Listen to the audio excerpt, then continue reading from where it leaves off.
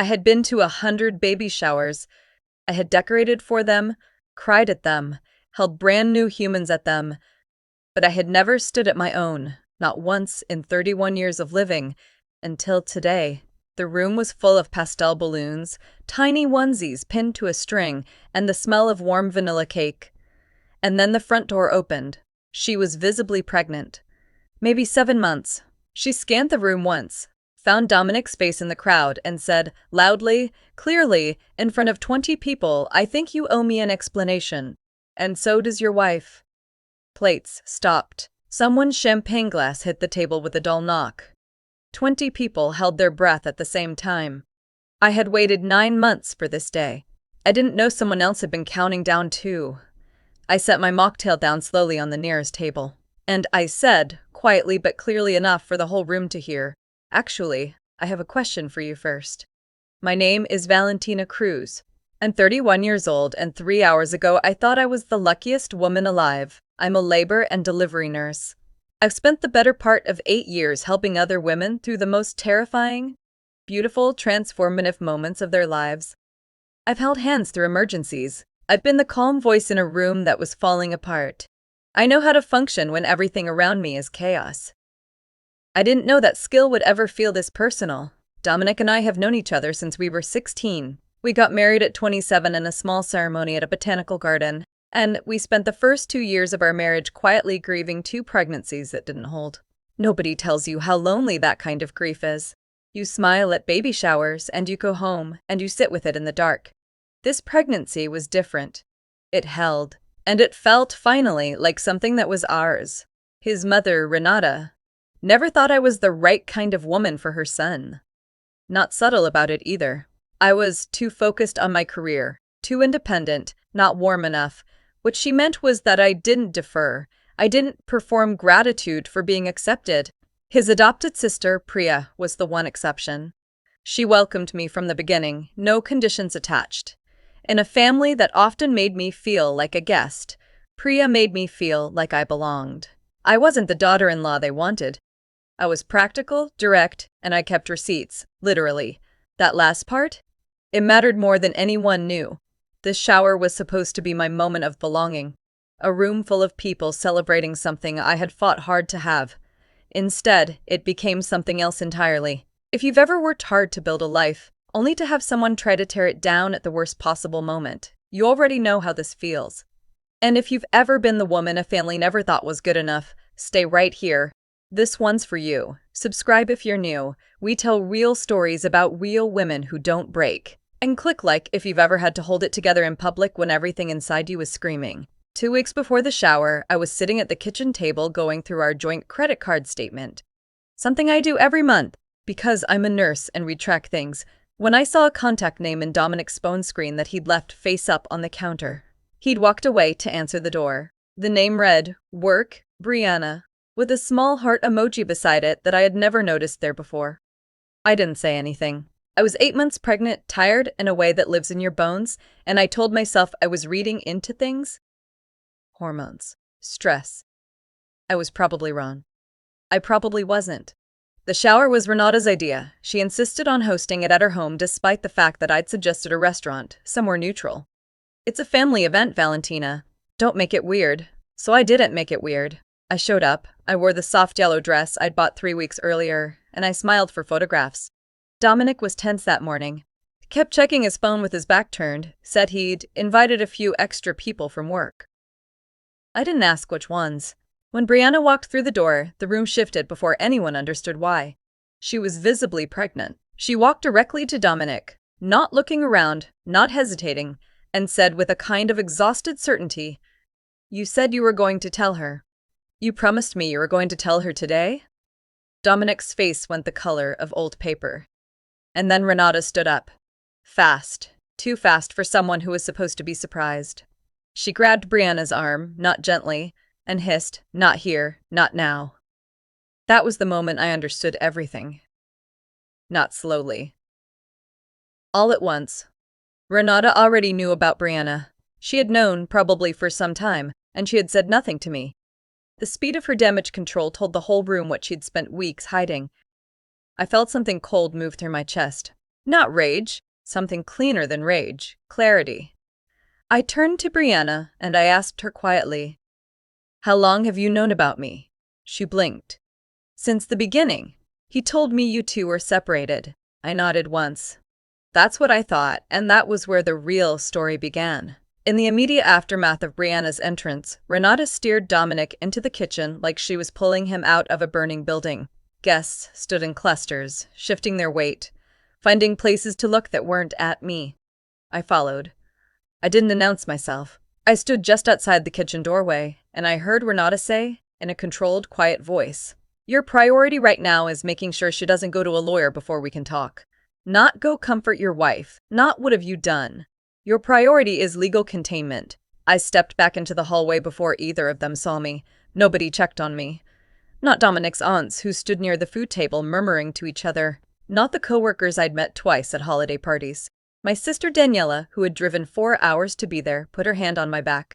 But even she didn't have words yet. She just stood beside me, which was enough.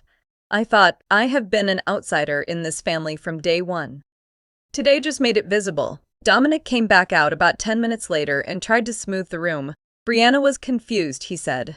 There had been a misunderstanding. She was unstable. He said the word unstable with the practiced calm of someone who had used it before, for exactly this purpose. He put his arm around my shoulders in front of everyone. "Babe, you know I would never." I stepped back from his arm.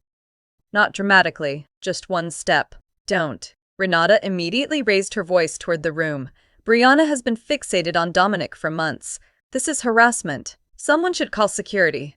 I watched Brianna's face when Renata said that. She wasn't unhinged. She was scared and exhausted. And she was 8 months pregnant and had come here by herself. A woman does not walk into a stranger's baby shower unless she's desperate.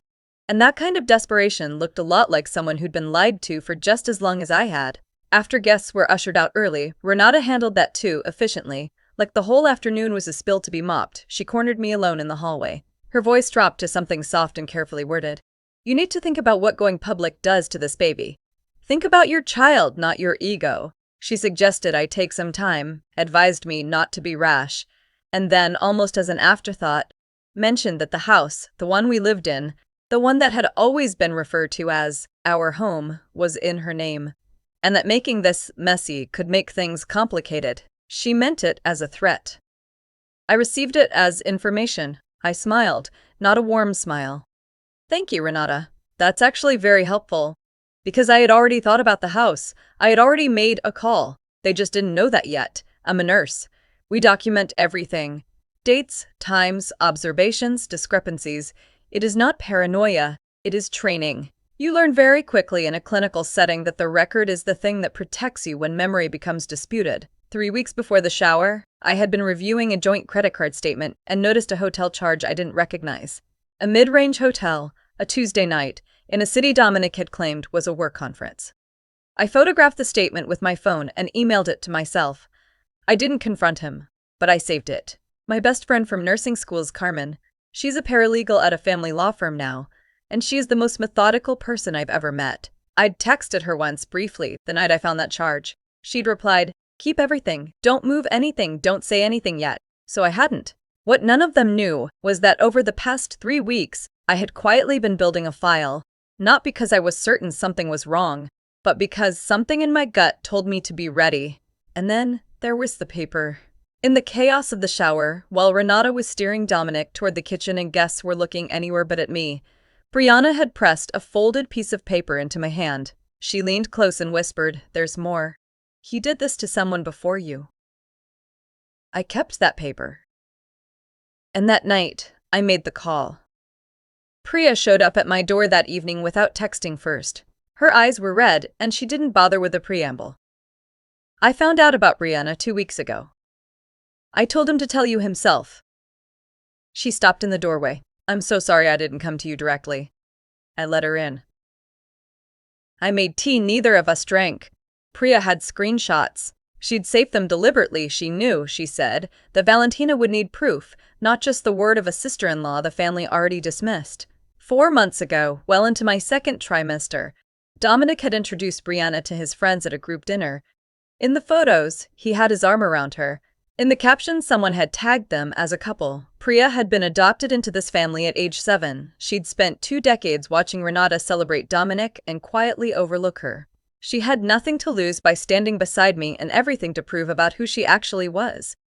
That same night, I called the number on Brianna's folded paper. The conversation was not warm. We were two strangers connected by a man who had been dishonest with both of us. But it was honest. Dominic had told her he'd filed for divorce from me months ago. She had texts to prove what she'd been told. She sent them over before we hung up. I called Carmen next. She listened quietly while I walked her through everything. Then she said, "Valentina, this isn't just a cheating case. If that house is being used as coercion, that's a separate legal issue altogether." The next morning, Renata sent me a text asking if I would come to Sunday dinner and move forward like adults. Dominic sent flowers. No card, no apology.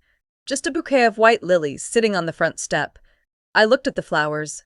Then I looked at the floater on my kitchen table. They thought silence meant I was softening. They were wrong. 10 days after the shower, Dominic and Renata requested a formal mediation meeting. The framing was careful, a chance to work things out before lawyers get involved. A neutral space, a family conversation. Renata's family attorney, a man who had worked for her for 15 years, would be present to help facilitate. I agreed to attend. What they did not know was that I would not be arriving alone. Carmen sat on my left in that conference room, her legal pad open, her expression composed. Priya sat on my right, back straight, hands folded. Dominic opened by attempting a reframe so polished it was almost impressive. Brianna was emotionally unstable. The relationship had been brief, essentially meaningless, already over before it had truly started. I was catastrophizing. This could all be handled privately, kept out of courtrooms and public record, managed as a family matter. Renata added, "We want to protect both children. That means keeping this quiet." I let them finish. I waited until there was no more air in the room. Then I opened my folder. 12 months of credit card statements, paper-clipped and dated. Hotel charges, dinner reservations for 2 at a restaurant I had never been taken to. A weekend at a lake house booked 8 months ago, 3 weeks after we announced the pregnancy to his family. I added Brianna's forwarded screenshots. And on top of the pile, one specific text, the one Dominic had sent Brianna that read, "She doesn't know anything. She trusts me completely." I slid the stack to the center of the table. Then I looked at Dominic. Not Renata. Not his attorney. Him. "When Brianna showed up at my shower and you said she was confused, I want you to explain this text. It has a date on it. That date is 6 days after our gender reveal." The room held its breath. His attorney shifted in his seat just slightly, but I caught it. "I'm not here to fight," I continued. "I'm here because your mother threatened me with the house. So I need it on record, in this room, with witnesses, that property was represented to us as a marital home, and any attempt to use it as leverage will be addressed accordingly." Carmen placed a second document on the table. Formal notice. Already drafted and dated. Renata's composure broke for the first time since I've known her. "You came here with a lawyer? To a family meeting?" I looked at her directly. "You came here with one too. The difference is, yours works for you. Mine works for me." Priya didn't speak. She simply slid her own printed screenshots toward the center of the table without a word and went still. Dominic put his face in his hands. Renata went pale in the particular way of someone who has just understood the shape of the thing they're facing. Renata's attorney leaned over and whispered something to her, something that made the color drain further. I closed my folder. I stood up. I said, "I think we're done here." I filed for divorce within the week. Carmen handled the house situation carefully and completely.